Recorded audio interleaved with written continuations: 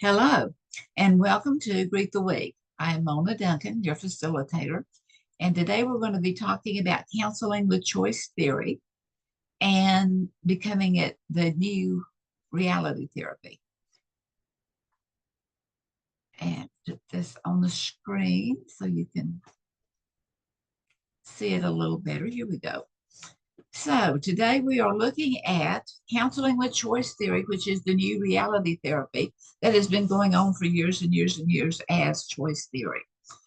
The two main institutions of the Glasser, William Glasser, that is in the United States and also in Canada, is the Glasser International and the Glasser Institute for Choice Theory.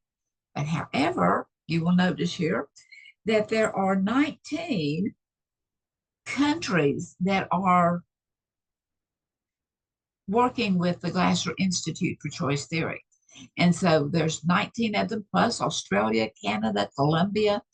And in September, we had a national conference, and it was really neat. The people that tuned in took us about 2 hours. And so I wanted to share some of those thoughts with you today.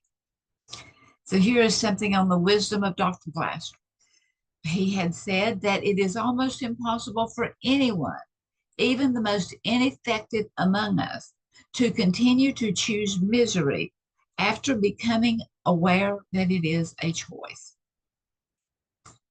So, um, in other words, the choice is choice theory, bringing it in. And so, the new reality therapy began back in 2010, and it was at that particular conference that was in Tennessee in the United States, but there were other people from other countries that were there also. And Kim Alver, who is faculty with the Glasser Institute for Choice Theory, remembers exactly what Dr. Glasser said. And that was, he says, I wish all of you would forget choice therapy. I want to be remembered for choice theory.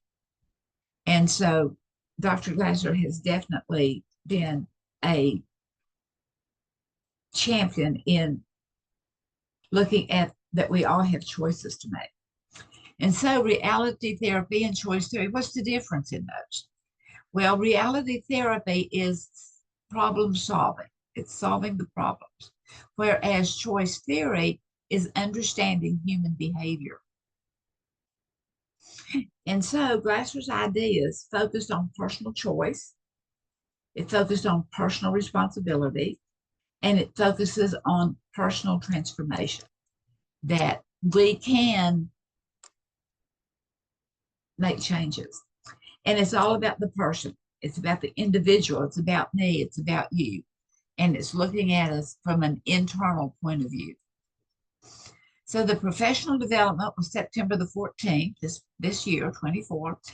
And William Glasser Institute in Canada was, Lynn Samata was the main instigator of this. And so encouraged that as we went through and listened to, that we would listen attentively to what was being said and whenever we went into breakout rooms and so forth. And I'm encouraging you to do this also, whether it's with me, whether it's with your family, whether it's with your coworkers, to listen intently, listen tentatively, to hear what they're saying and to understand, and to value each individual, that we all have infinite worth and value, and whether our opinions are the same or whether they are different, that we can value the individual and maybe talking it out or seeing how things work. And then there's the question, also in looking at the three things that we were required to do or asked to do in the professional development, was the question that sometimes we don't know what we believe, or we think we do, but we haven't really investigated it enough. That we think we know ourselves until we bump into someone else that has another understanding or that has more questioning.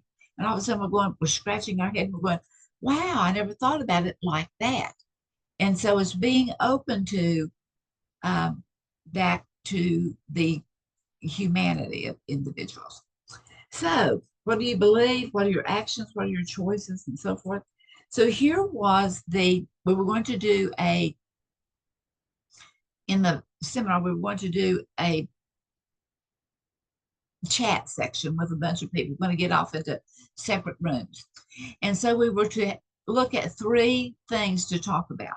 One is, what beliefs does the person hold that are not serving them or not helping them?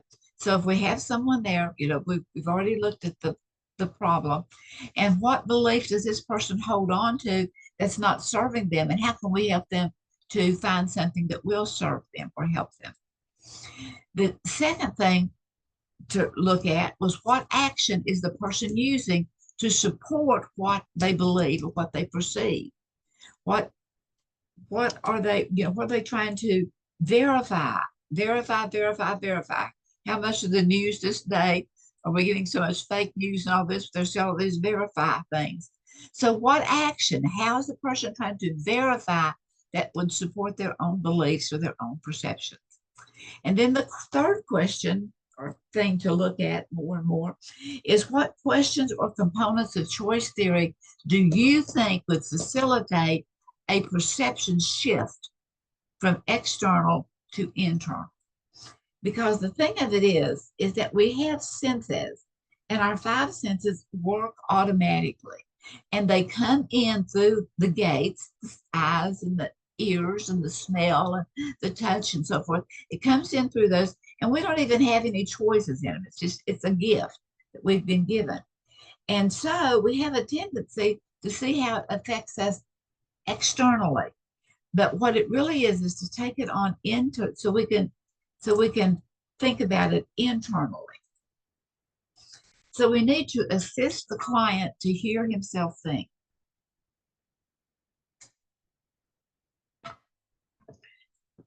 So here are some thoughts. Reality therapy is a psychotherapeutic approach based on understanding that people are intrinsically motivated and control their own behavior. Intrinsically, we are internally motivated, and that we control our own behavior. Whereas the therapist uses self-evaluating questions to connect with the client through the difficulties that the client presents to us. And so it's always looking at what is going on internally as opposed to externally. And so this enables the client to look at the difficulties from another perspective and to discover better ways to achieve personal satisfaction. So here's the therapist, here's the client, and it's to helping that client look at the difficulties of the things that they're, really frustrated about. How do they look at that difficulty and see it from another perspective so that they can better become satisfied? This is assisting the client to talk to himself so he can hear himself think. And when we can hear ourselves think, we can begin to see things a little differently than we were holding on them, trying to verify and show how dogmatic we were seeing it and what we understood. And the thing of it is Dr. Glasser always incorporated and wanted us to be as gentle as he was. So here are some self-evaluating thoughts. What do you want out of this situation? What other challenges are you facing? What might you lead the discussion, or how might, or where might you lead the discussion differently? Do you think you have those qualities? See, it's hearing yourself think. It's talking with a person that can help ask questions so that you can hear yourself think what you really want to do, and to let the person know. My job is to help you come to your own conclusions. I'm not here to tell you what to do. I'm here to help you think things through so that it can be more effective for you. In what ways do you think you are devalued? How do you respond to their behavior? If you wanted to, what could you do? Only if you wanted to, because we have been given. We think you can do it. Well, I think you can. So many blessings to all.